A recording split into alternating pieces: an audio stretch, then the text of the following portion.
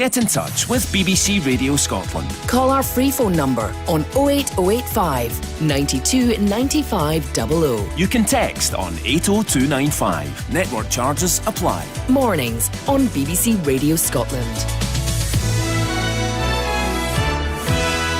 11:25 on a Thursday coming up. Should councils across Scotland tear down those no ball games signs that you see? We'll speak to the MSP, who believes they are anti-fun and could also be stopping kids getting fit as well. We'll also find out just how wholesome wholemeal bread really is for us. But before all that, with more than 1 in 5 Brits now saying they don't drink alcohol, the sober lifestyle choice has very much arrived in the UK. Over 10 million people now say they don't drink at all, with the figure highest among 16 to 24-year-olds, where a quarter are now teetotal. And they're not just drinking fresh orange and lemonade either. Alongside new no-alcohol drinks are a number of events targeting this audience. So what's life like being sober in 2018, and what are some of the options on a dry night out? Let's talk about this now with Ronnie Whittaker, who's been sober for 3 years. He's the man behind Glasgow's sober clubbing trend. Morning, Ronnie. Good morning, Stephen. Good to have you with me this morning. Also with us this morning, Andy Ramage, co-founder of 1 Year No Beer. Morning, Andy. Good morning. How are you? I'm fine, thanks. And Ben Branson is creator of Seedlip, the world's first distilled non-alcoholic spirit. He's on the line. Hi, Ben. Good morning, guys. Morning. Good morning. Ronnie, you first. Why did you decide to go sober? Well, it was actually way back. It was longer than just 3 years ago. It was further back than that, where I just get fed up with the hangovers, and I worked in a professional job as an IT manager, and so I'd be binge drinking at the weekend, just like so many normal people, from teenage, early 20 years and things like that. It's all part of the culture. But I just get fed up with the hangovers, and working in a professional job, a professional environment, trying to get myself on there, it wasn't conducive to that. So the hangover would knock me out for about 3 days. You know what I mean? I wouldn't be able to perform the way I knew I should. So that really is what got me kind of fed up with drinking, And how do you feel now? What's the difference for you? Well, I'll tell you, I'm not anti-drink at the moment as such, so I don't say that I don't drink, but I never actually get round to drinking. So the work that I do and the events that I promote, sober clubbing, are not really campaigning against drink. They're more pro enjoyment and naturalness and just being ourselves. And that's one of the benefits that I have found is like more energy, more awareness, more aliveness, and more ability to be able to relate with other people in just a normal, down-to-earth way, So there's plenty of clubs out there. Why did you decide to set up a sober club? Well, we started about 2 years ago under the banner name of Conscious Dance Scotland, and Conscious Dance is part of an ecstatic dance movement across the world, and this is like a free-flow dance methodology that people enjoy. It's normally for the yoga, fitness, meditation kind of people. However, we started these about 2 years ago, and also combined with my background as an electronic music producer, I sort of put the combination of both things together, and that came up with something a little bit more commercial, a little bit more wider appeal, and that's moved us. And because of the fact we've had so much response and people really coming to our events, and it's blown out of proportion, we had to move, we had to evolve, and that's how sober clubbing has came to be. So it's more of a mainstream event now. And you're also filling a gap in the market, because the problem is, I did Sober October, and the problem there is that you end up going to the pub and just not having fresh orange and lemonade and being around other drinkers. What you're creating is an environment where everybody's in the same boat, common interest. That's absolutely right. Everybody's on the same page, and everybody, there's less need for bouncers on the door.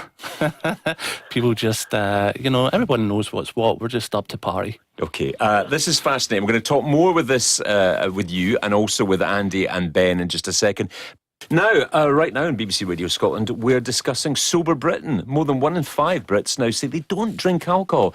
This figure highest among 16 to 24-year-olds, a quarter now teetotal these days. So what options are available to them in terms of what they can drink and what you can also do on a night out? I've been talking to Ronnie Whitaker, who organises Sober Clubbing in Scotland and is having great success with that event. We're also talking to Andy Ramage, co-founder of 1 Year No Beer, and Ben Branson, creator of Seedlip, the world's first distilled non-alcoholic spirit. Andy, join the conversation now. Tell us about 1 Year No Beer. 1 year no beer. Well, it's a movement really to encourage people to take a proactive break from alcohol. It's not about waiting for rock bottom. And that was brilliant to hear in Ronnie's story. There's no rock bottom. There's no rock bottom in my story. It was that sick and tired of feeling sick and tired, trading Friday nights for weekends when you've got a young family and all you want to do is enjoy that time with them. So it's encouraging people to come and take a break. Just do 28 days or 90 days and see how you feel. If you feel brilliant and you get your time back, your energy back, your motivation, your mojo back, then keep going. And that's why this rise of the alcohol-free movement, I think, is really picking up momentum because of the fact people are realising, and this is the key point, that there's nothing to give up and everything to gain by taking a break from alcohol. Why do you think we're seeing this big spike, particularly amongst young people, Andy? Is it all about health and fitness? I think there's a huge part of that is health and fitness. The science is starting to come through. The studies are starting to come through that are linking alcohol to cancer, for example, to breast cancer. And I think the young people also, not only are they health conscious, there's a big movement about authenticity at the moment. It's about being the real you, your real self. You're seeing it on social media now, isn't it? It's no filter, it's no makeup. And I think they want to be the real selves. And how empowering is that? Because for so many people, we use alcohol as a cloak to disguise our real self. And actually, that's one of the greatest discoveries of going alcohol-free. Do you think finding out who you really are. Is there something, Andy, as well, maybe in that, you often hear younger people saying that they've turned away from Facebook, say, because their parents are on it. Is there perhaps, there has been a generation that have been drinking a lot. Maybe their children are reacting against that.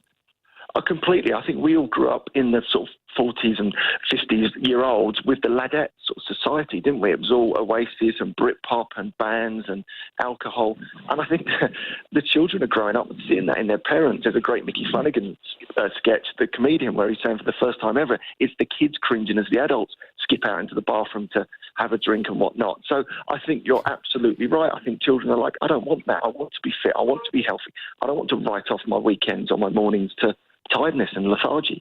So we're about to talk to Ben in a second. We've heard from Ronnie there. What we're starting to see with them and with others as well is a kind of culture beginning to develop around this to make sure that you don't just have to stand and have that fresh orange and lemonade in the corner of a busy, boozy pub. There are other places to go and other things to drink, Andy. Oh, absolutely. And this is the key message about 1 Year No Beer for all our challenges that we provide people. It's not about not being sociable or locking yourself away. It's about going out and being even more sociable, drinking alcohol-free alternatives. Seedlip, Ben's brand, is absolutely stunning. And here's a really interesting thing. Diageo, who own part of Seedlip, is the world's biggest alcohol brand. They're a behemoth, a billion-dollar company.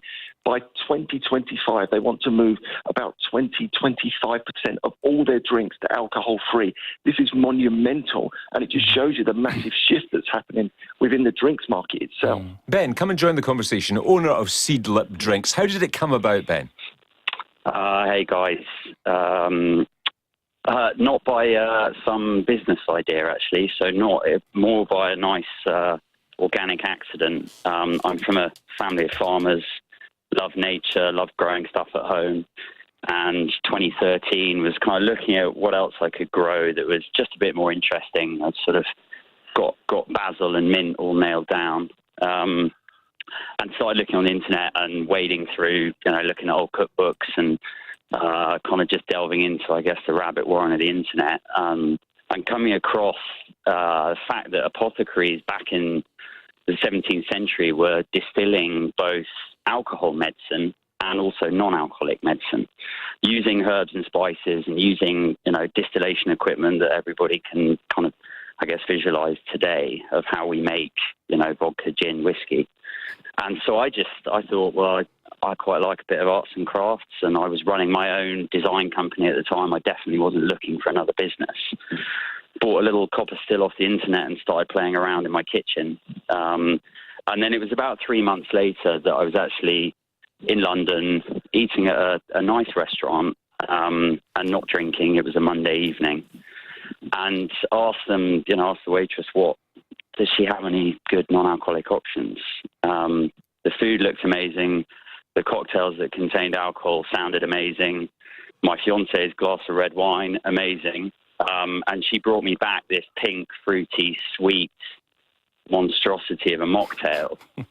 I was just like, God, we can put people on the moon, and we can, do all these absolutely incredible things. And no matter what allergy you've got, you can be catered for these days. And if you're not drinking for whatever reason, the fact that there are no decent, adult, complex, well-considered non-alcoholic options available it was crazy. And so decided to do something about it, and then spent the next 2 years developing a whole distillation process and trying to figure out how you even launch a business and how bars, restaurants, hotels and shops all work. And we launched November 2015. And now you're stocked in lots of top-end restaurants and shops as well. What does it taste like, Ben? So we've got 2 different products. Seedlip Garden actually uses peas and hay from my farm, and mint and rosemary and thyme, so very green and herbal. Great with tonic, or great as a base for a non-alcoholic cocktail. And then Seedlip Spice, way more aromatic and complex. So you've got allspice berries and cardamom and citrus peels in there. So nice and grown up. There's no sugar in Seedlip, so you're not kind of sticking sugar on sugar and ending up with something that, leaves your mouth coated and not wanting to have another drink. You get that same kind of adult feel of being able to sip something, be part of the round, and not feel like the plonker in the corner who's got an orange juice. What's the reaction been like, Ben? It's been, it's been surreal. I kind of, from starting in my kitchen and, hand labeling bottles and sort of one-man band, no idea what I was doing. We're now a global team of 65 people. And we get, one thing we do know with Seedlip is that there's definitely not indifference. Some people will quite happily and openly kind of say to me, what the hell's the point of this? Why is anyone not drinking these days? But we've been, very, very encouraged by the fact that we work with so many, wonderful chefs and bartenders and buyers who actually are just like, why has no one done this before? So it is kind of 2 ends of the spectrum. And I think, as the guys have been saying, we are seeing this shift, from a behavioural sense to attitudes around it's sort of starting to become okay not to drink, and not to need to drink or not have that same, are you okay, if you're not drinking? That peer pressure thing is, Andy, come and join us on this. The peer pressure thing is one of the hardest things to deal with around all this, isn't it? Oh, yeah, exactly. And that's why our book, The 28-Day Challenge, really, we focus on that entirely, because I'm a broker in the city. I was a professional footballer before that. And the pressure to drink in some circles still is almost overwhelming. Alcohol is the only drug in the world. When you try and give it up, people try and berate you or twist your rubber arm into drinking. It's sort of sad but true, but that is changing. That is the great thing. Dry January, Sober October, what we're doing at One Beer, and the brilliant stuff that Ben's doing and Ronnie are doing is changing that momentum. People are feeling more comfortable about saying, I'm having a break. And that's a game changer right there. Yeah, that's what you've done, Ronnie, is you've created an environment where there is no pressure because everyone's there together. Totally. It's a total open window for anyone just to connect, under that vibe and atmosphere. How far do you all think this can go? So we're sitting at, 1 in 5 Brits now saying they don't drink alcohol. As years carry on, how far do you think this might extend? Ronnie, you first. Well, from what I've seen, there is, and you mentioned a lot of the statistics and figures on the ground in the organisation of these events, and the people that have contacted me. There is like so many people that they're not anti-drink, you know, they're not anti anything at all, but they are happy enough with a more authentic. One of the guys mentioned that a more authentic way of being, you know, that correlates to their night out and their enjoyment and having fun. So the amount of response and feedback that I've had from people has shown me, and that's what's encouraged me to maintain these and progress with these events, is that there's like there's so many people out there. There's millions, you know. There's almost like a little bit of divide. I see it on social media when any posts are made about sober clubbing and things like that. There's like a bunch of responses that are like, "Oh my God, that sounds like the most worst thing ever." You know, I couldn't imagine going there. I wonder what they all talk about. You know, a bunch of geeks kind of idea. So it gets the stigma thrown at it, right? And we go, "Oh my God, it's not that at all." You know, so there's the other people that go, it's just not that. It's just normality. It is fun. It is party entertainment, and it is people being themselves. So yeah, we do hold the door open for that to occur, you know, and people are gravitating Give it a towards go, and then you'll know. Andy, how far do you think this can all go? 1 year, no beer. I think it goes massive. I think it goes towards how smoking's turned on its head, you know, quite quickly. I think people will realise that actually there's nothing to give up and everything to gain. And it's the mindless drinking we're trying to transform. And by the way, we're not all about abstinence forever at all. It's about take a break and transform your relationship with alcohol. And that might mean you drink every now and again in full control, knowing that it's no good for you, knowing that you're going to wake up the next day and be rubbish and all those things. But it becomes almost tactical rather than this mindless, ubiquitous drink for every occasion that ends in a Y. So I think it's going to be huge, and the momentum is really with us now. Ben, what do you think?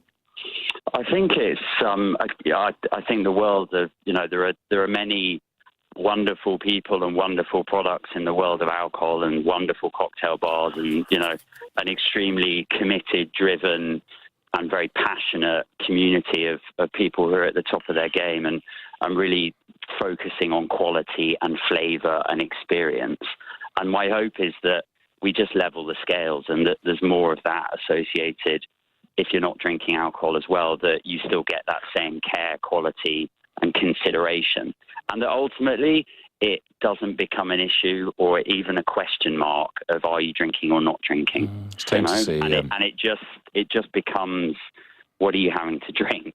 Yeah. Rather than a whole load of questions. I'm not pregnant. I'm not, having to kind of justify yourself. Ben Branson, owner of Seedlip Drinks. Andy Ramage, co-founder of 1 Year No Beer. Ronnie Whittaker, when's the next Sober Club night? The next one's on the 29th of April. Cheers to all of you. Thank you very much indeed for all your time this morning. It's 11:46. It's Thursday morning. It's BBC Radio Scotland.